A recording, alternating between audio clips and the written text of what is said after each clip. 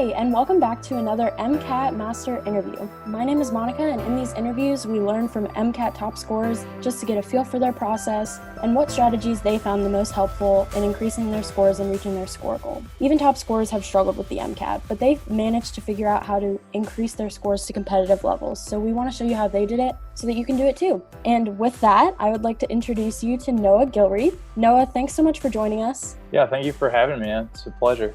We're so excited to hear from you, but first we wanted to give a little bit about background to our listeners. For Noah, when he first started, he was initially struggling with pacing and approach on the MCAT, and then adding to that, with just a month left before his test date, he scored a 496 on a practice exam, which was extremely discouraging for him. So frustrated and defeated, he searched for help to increase his score fast and eventually found us. And from there, he signed up for tutoring and began using our CARS mastery strategies. And by his test date, he scored a 510. That's a 14-point increase in 30 days. That's amazing. Congrats on that score, Noah. That's awesome. Thank you. Yeah. So in this interview, we're just going to dive into understanding exactly how he studied, what he did to increase his score so quickly, 30 days, like I said, and how he scheduled his prep, what strategies he used, everything, and so much more. So lots to come, and we're super excited. So why don't we get started? Noah, why don't you just give us a little bit of background about yourself, non-MCAT related, so we can just get to know you. Yeah,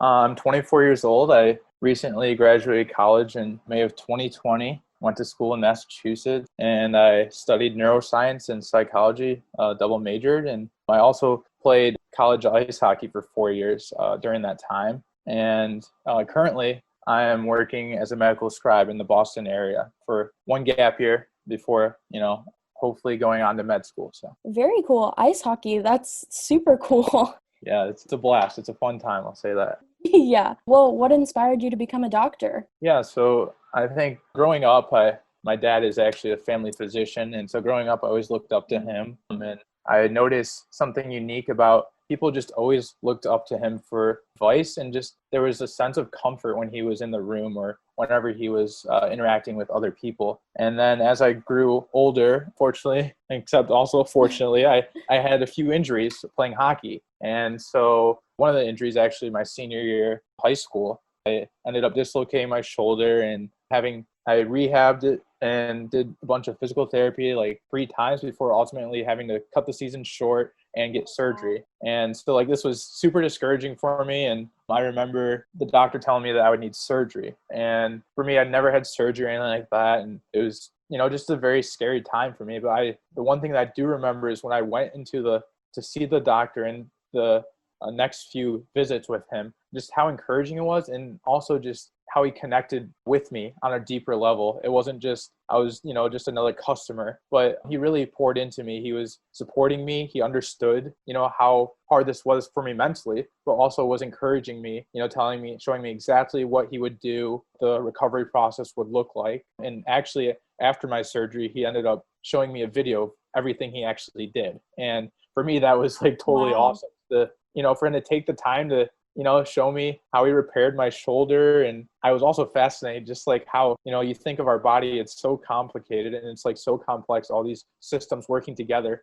and to see how, having a profession where you get to not only help people, but, you get to work on other people on a team. And so I just found, this career as a physician as a unique opportunity to do things that I like to do with helping others, working on a team. And you also just get to partner with a patient, for the goal of, better health. So really what drew me to be a doctor, and I enjoy the sciences too, and undergrad and school in general. So, all in all, I just feel like, being a doctor is, my calling. So yeah, that's awesome. It sounds like you're super passionate about it, which is great. And you had those personal experiences that can motivate you going forward. Definitely. So let's talk about the MCAT. Let's launch into it. Walk us through what you were feeling in the beginning, and where were you when you first started prepping? What were your feelings about it? So I always, the first thing you always hear about the MCAT is oh, it's a hard test, and it's a huge monster to tackle. Mm-hmm. And so, of course, I was pretty stressed out about it before, starting to prep. And I remember I started prepping in July of 2019. I got the 7 subject Kaplan books and didn't really know how to prepare for them. or just to prepare for the MCAT, like I started reading just like chapter by chapter and taking like notes page by page. So I was really crawling through my review. And it was hard because I remember, maybe a few weeks into this, I would do like some of the practice tests, not the full MCAT test, but just the end of the section quizzes. And I felt like I wasn't really retaining any information.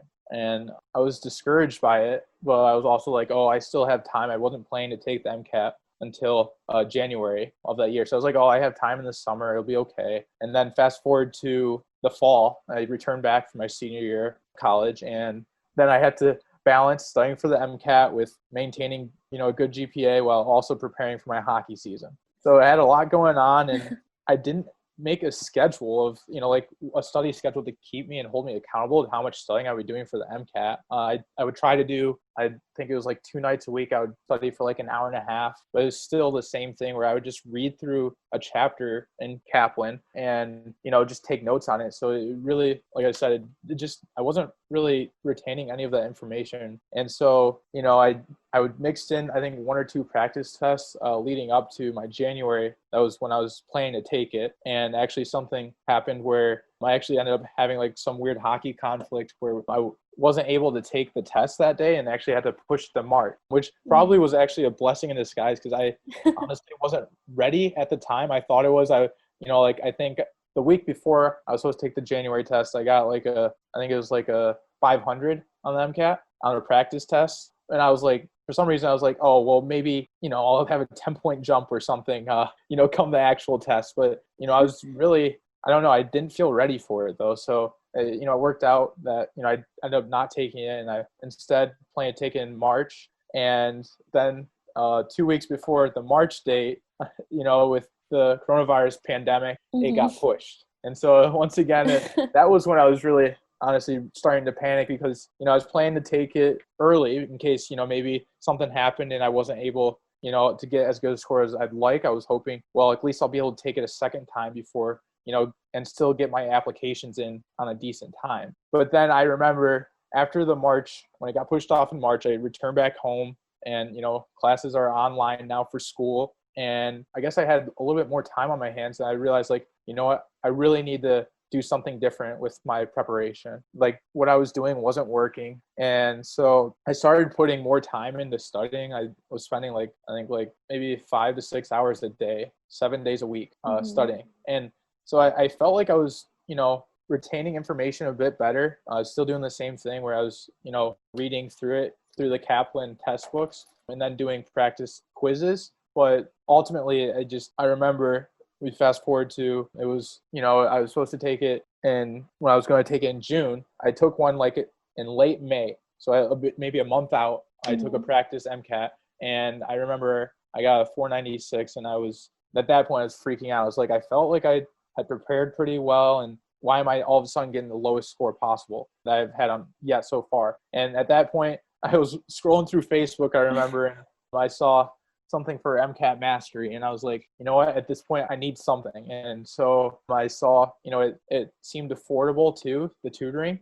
And so I actually, even before the tutoring, I downloaded just the MCAT CARS program. And so, using the MCAT Mastery CARS program really helped me right away because there's certain things in it that tells you like certain patterns and what to look for. And I remember one thing that in particular helped me was my timing was really messed up. I would run out of time often because I'm just really like a big thinker. I like to like really chew on things before going on to the next thing. And so I remember, the program told me, and one of the things it talks about is like, you just want to, have a set time period for each section and how each question is worth the same amount. And that spoke volumes to me because I would, get caught up. I'm like, I should know this, I'll work harder on this one. And what it ended up doing is messing me up for the rest of that section. And so having that reminder really helped. And then also I remember one of the things the program mentioned was that you could try to write out a 1-sentence summary of each paragraph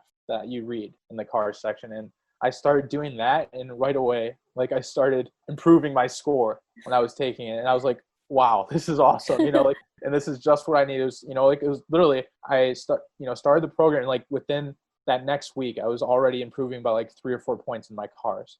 So Wow. encouraged by that, I was like, well, I need help with all these other sections too. So I reached out and, I was able to get a tutor. And I think with that, just what I was searching for when I reached out for a tutor was kind of a quick, easy fix. I was like, I just want to improve my points, the amount of points I could get on this MCAT and as quickly as possible. And for me, that was going to be by just learning like certain test taking strategies, like, how to eliminate certain questions or what patterns there are in the answers. And I remember with this, my tutor kind of gave me a rude awakening, but it was also very much needed. He asked me, so how well do you think you know the content? And I said, it's okay, not that well. And, that honestly helped me so much though, because, I was caught up in trying to learn these different strategies, but really what I need to do is, spend more time learning the content. And how he portrayed it to me, he said, you keep getting the same types of questions wrong. If you just take the time to, you get one question wrong, you take that time after to review that topic, so that's like filling a hole in your knowledge. And so then, you think of it as a boat. The boat's sinking, but you fill it up with all these holes. And as you fill in the holes, your score will improve. And so looking at it in that way, where you're building, and, if I miss something, I'm going to go learn how to do it, and I'll learn how to do it right, where I won't have to look at it again. That just helped so much with, improving my score and having a different perspective, because I honestly was just super discouraged at that time. And so having a tutor helped me with that as well. Yeah, definitely. And it sounds like you kind of had a balance between like the importance of content and the importance of strategy. Do you feel like there were certain strategies that like your tutor taught you that were super like beneficial, or did you feel like it was more of a balance? Like, what did you think about the content strategy balance? Yeah, I guess one thing that I was amazed about, honestly, was, so one thing that really helped me was just the tutor actually pulled up the AAMC question bank and would read a passage out loud and actually go, with the screen shared, and I was able to hear what the thought process of the tutor was. And for me, that was like, okay, now I understand how you tackle it, how you tackle these questions, what to highlight, and not to get bogged down. That was one thing he said to me, is like, you don't get bogged down. The MCAT's trying to trip you up with the parts that, maybe you've never heard of this concept before, but deep down to the root of it, if you did your content review, there are certain things that you'll recognize. Those things aren't changing, even though they might portray it in a different way. And so for me, that really simplified things. So, like, as I was looking at questions, usually I was able to get it down to 1 or 2 answers at that point, because, once you take a step back, you can see what is the question asking. And so like for me, that was a big thing where my tutor helped me with rewording the question. What is it? What is at the root of it? And, that was something that, like, with the strategy, it helped me a ton. And it also showed me too that you didn't always necessarily need to, I guess, know how to exactly to solve the problem, but there were certain clues that you could use if you knew enough of your content, that you could use those clues to get an idea of, which, at least get it down to 2. And that was encouraging as well. So Yeah, that's awesome. It sounds like your tutor like really helped you with the mindset piece too. Do you feel like that yeah. was a big part of your challenges a little bit? Yeah, I think that was a big part of it, because like I said, when I really decided to, push full force with studying, the MCAT like preparation was like my life. Like that was all I did. I would, go to sleep, wake up, study, eat, study some more. And so like I was getting worn down with that. And, like I said, I felt discouraged. So, my tutor also helps me just, with just encouraging me, and, the MCAT isn't your life, and to just be inspired in the way too of being confident that, I've made it this far, and you look at the MCAT as something you're going to tackle piece by piece. And when I had that different change of perspective, it made a huge difference. Yeah, your mindset is like so important. I feel like that's a part of study prep that gets neglected in a lot of cases. So it's awesome that you were able to like turn that around as well. Did you have a set like score that you wanted to reach? Because you said you were kind of hovering around the 500, and then you got the 496. Was there something that you were hoping? What was your score goal, I guess. Yeah. So for me, like I remember my pre-med advisor saying, like a good score to shoot for is like 510. And for me, I Mhm. was like, at first I didn't really have a goal in mind, honestly. Like I just said, I want to do well at it. And I think that was part of the issue too, is, I didn't set a concrete goal for myself to, work towards, but Mhm. then I came up with the 510. I thought it was something that was, within reach, but also I knew that I would have to do some preparation to get to it. And I looked at some of the schools, looking at the MSAR to look at, what the school averages were. And, that kind of also like motivated me that, if I got a 510, I'd have a good shot at least, getting some interviews at most of the schools and stuff like that. So Yeah, definitely. So when you got that 496, you said like you started using the CARS program and you saw some improvements. Were there any other points where you were like, I'm improving so much, or like, did you get stuck? How was your increase process? yeah, so big adjustment. So the CARS section, using the CARS program helped me with that section, but especially with chemistry and bio, how I improved those. My tutor told me just how it's important to just do practice problems. Like that was the biggest thing, is like do the AMC practice problem. And so I started doing those, and a big thing with that was to practice it in real timing. So, do it in the, like break them off into section tests basically, and do it that way. And that helped me so much because I realized all the holes in my, in my knowledge. And so then what I would do is like spend a few hours, like maybe 2 hours working on questions, and then spend the rest of the time of that day filling in those gaps and finding those themes that I didn't know. And initially when I did that for the first week, remember he told me like, you're gonna have to trust me on this. It's, it's a process. And so like the first week I did that, and I took a practice test at the end of the week, and I didn't improve at all. And I was like, what's going on here? I thought this was supposed to help. But he said, you got to stick with the process. And I remember then the second week when I did that, I saw like a 3-point increase. And I started to see like, I felt better about, the questions I was seeing. It wasn't really as much, I have no idea what it is. So that was encouraging because, I could really tell that, like what he said, filling in those gaps, it was working. Mm-hmm. And then I remember like the last few weeks, I did basically 2 practice tests a week. So I would do like one on Saturday, take Sunday off, do Monday and Tuesday would be like practice questions, and also, filling in the information I got wrong from the prior MCAT full length test. And then I would take another one on Wednesday. So it was like 2 a week, Wednesday and Saturday. And although that was kind of crazy, like Mm-hmm. it's a lot of time taking 2 CAT tests a week, but it helped me so much with, as I started doing those more, my score just kept improving and improving, like 3 points, 2 points, 3 points. And so it also helped me to gain confidence because, when you simulate test day, it makes it so that when you do actually get to the test day, you feel more comfortable and you're more familiar with the length, the breaks and all that. And I think that was just a huge thing when my tutor just, set up a schedule for me for the last, like I said, because I only had 1 month to do all this. And so having that schedule was so important for that too. So Yeah, definitely. Sometimes it's just as simple as like practice and review and like get acquainted with the test more and build endurance too, because it's so long. But did you take the shortened exam? Yeah, I took the shortened one, which of Yeah. course that was like in the middle of me preparing for this. Oh man. I get the email that, they changed the times, and, that just added more stress to, to my situation. But I ended up doing is I still did the practice tests with the original full length, like the 7-hour, whatever it is, test.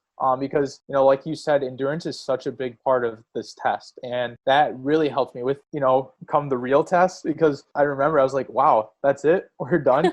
It's one of those things, I just felt more comfortable. So it was a relief, doing those hard, longer tests in the beginning, just made taking the actual one a bit easier. So Yeah, that's really good advice. And I know a lot of people are like curious about how to work on pacing and stuff now because it is a different exam. But it's good to know that you can still use those like full length, like 7-hour versions and get the timing right for the shortened version too. definitely.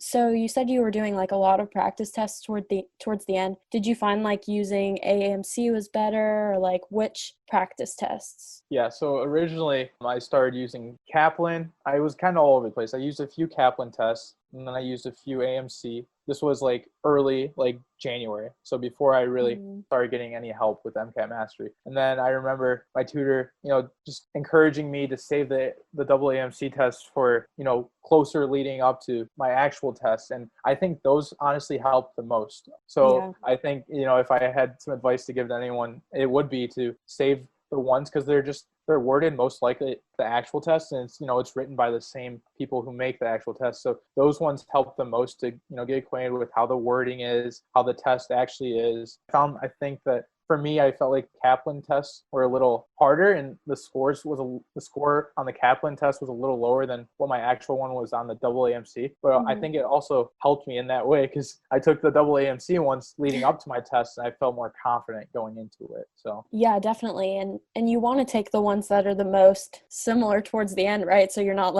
surprised when you get to your test date and you're not scoring what you thought. So yeah, that's great advice. So in regard to your score itself, you got a 132 in Psych Soc. Like, that's amazing. Do you have any specific advice for that section and studying for that? Yeah. So I remember, right when I first started even meeting with my tutor was, I was talking to him. I was like, since I studied psychology in undergrad, I knew that would probably be one of my strengths. Right. And I wanted to, do even better with that score too. I was like around 128. And I remember for this one, it was maybe one of the simplest ways to get my score up was because it's mostly memorization or just, like the concepts aren't changing. And so I remember what he recommended me doing is actually I had the MCAT Kaplan quick sheet, and I would use the quick sheets, especially for the psychology section. I would read through that probably like 2 to 3 nights a week before I went to bed. And I think that just helped me right before I was going to bed at the end of the day. And it's, it wasn't too intensive, like you're just reading through them, but just, the repetition of that really helps me. And, because honestly, even the 132, the highest I got on a practice MCAT for the Psych Soc was a 129. So it was a surprise to me too. But I think the biggest thing was just with the repetition of, going back to it and sticking to the process. I think, that is one thing, as you mentioned, is the MCAT is just like a test of endurance. And so being able to stick with, when you have a plan, being able to stick with it throughout, I think that was a big thing. And especially with the Psych Soc, that's what helped me the most with that. Yeah. That's awesome. From a 129 to a 132, I bet you were so happy. Yeah, definitely. So in regard to the car section, I know we already kind of talked about, you used our program and everything with that. Is there anything else that you did, or how did you get over, how daunting that section can be sometimes? Yeah, because that daunting is a great word for that. Because, there would be one test where I get, a 129 on the cars, and then the next test I get, a 124. I'm like, what is going on? And so, I think I remember, too, from the MCAT Mastery Cars program, one of the things it mentioned is that, to go with your gut. And for me, I'd always go back and forth. I'd end up going back to change an answer, and then ending up, oh, well, if that one's this, then that other question must be wrong too, or the other answer must be wrong too. And so I ended up going back and changing a lot of answers, and, just going to, having that strategy of just going with your gut, don't change your answer, and writing the 1-sentence summary for each paragraph, and then sticking to that. You just have to commit to it. And that's something that really helps me with the cars section is, finding what is the main theme of this passage. Once I was able to figure out what the theme is, then the questions, the answer choices became a lot more clear, because, a lot of the answer choices, they might sound nice or sound right. What the question's actually asking you is, according to the passage, what is the most correct answer? So yeah, that was just a good strategy that I learned from that. Yeah, definitely. I mean, any strategy that you can stick to for cars, I feel like is good, and commit and try to just get through these wordy and long passages. Did you feel like in any way, this is kind of a random question, but that the skills that you were learning for cars were kind of translating to other sections as well? Yeah, definitely. Especially with the don't change your answer. Yeah. That was a big one for, some of my other sections with biology. I was doing that a lot too. And even with psychology, because with the psych section, the psych section, there's passages, and, being able to read to, oftentimes there would be, two answers that sounded like they could be right. But if, once again, you take a step back and you either reword the question or you actually look at what the passage stated in the actual reading, you were able to come down with the correct answer. So I think, just some of those tips from the CARS program was able to help me with other sections as well. Yeah, that's awesome. Like, then it's translating and you're getting a boost everywhere, which is super, that's good when you have 1 month left. Exactly. Do you have any specific advice for the sciences sections? I know you kind of mentioned it already, but anything else you want to add? Yeah, I guess just for me, I tried to cut the corners with, skipping, I guess, my content review, and I didn't realize how important, that really is for those. If I were to do it again, I would have spent more time on, like the big parts of, biology with certain, like the different cycles, Krebs cycles, stuff like that. And really, because those are, some big areas, and I was kind of lazy. I was like, oh, I know of it, and I could recognize it, but it's not just good enough to recognize it. You need to be able to, like reproduce it or actually know exactly what it's saying. And so, I would have put more time into those areas. And I think that would have helped me a bit more. But, ultimately, with the time that I had, I feel that, with the MCAT Mastery help, I was able to maximize my score. So yeah, definitely. In like a short amount of time, you can't grasp all of that content, like in 1 month. So you maximized it. You did what you needed to do, and that's awesome. So let's talk about your MCAT test day. How was that? Like, what was it like? Yeah, so I remember just getting there, and it was, I thought I was getting there early, and ended up,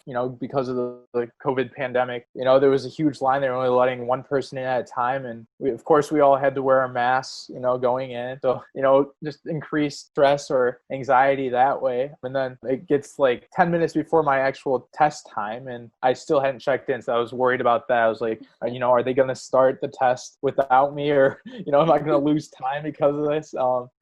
Eventually it ended up working out. I get seated, and I remember, as I walked in, it was just I had so much adrenaline. I'm like, this is it. This is what, we've been preparing for. So I was excited to, finally, take the test. And I think a big thing that even helped me with, taking the test was, even though I didn't necessarily need to go to the bathroom or anything during my breaks, I got up and took a break because, just to walk around or something just helped me to, stay focused, to refresh, to restart. Because I remember even, once I took the first section with chem, I remember I was like, oh man, I don't know, like I didn't actually know how that went, but I know it's so important, especially, with the MCATs, you, in a way, you have to have a short memory. You can't let one section or one passage ruin your whole test. And so, getting up and just going for a walk and, just getting up from and moving from where I was sitting, that helped a lot with it. Yeah, definitely. Recovering after like a specifically difficult passage is like super important. That's an endurance thing like we've been talking about. So yeah, definitely take all the breaks you can. So once you were done with the exam and you were waiting for your score back, how was that whole thing? And when you got it back, how did that feel? Yeah, so I was, pretty anxious because I remember when I finished the test, I was like, I have no idea how that went, or, it's just, you're so drained at that point from it's a long day and a lot of adrenaline that, I went back and I was like, I gave my best effort, and, that's what matters. So I remember, luckily I didn't have to wait as long as most people did because, they're doing the quick turnaround. But I remember when I did receive my test score back, I was actually in the middle of, I was at work, and I knew, they're like, it's tests are coming out at 12 or whatever. And I was checking my email, and it was such a relief when I saw, the score that I, gotten. And I think a big thing, like I said, was just, I knew that, this was the goal I wanted, but also I think it was a relief to see that, the work that I'd put in and, the assistance that I had, received with the tutoring and with, the strategy program and stuff like that, how it really paid off in the end. So it did. That's so awesome. It must have felt amazing. For anybody that might be, in the situation that you were in, maybe they're feeling discouraged or burned out, or like they have a month left and are terrified. Do you have any advice or just like one, summary, like you can do this kind of thing for them?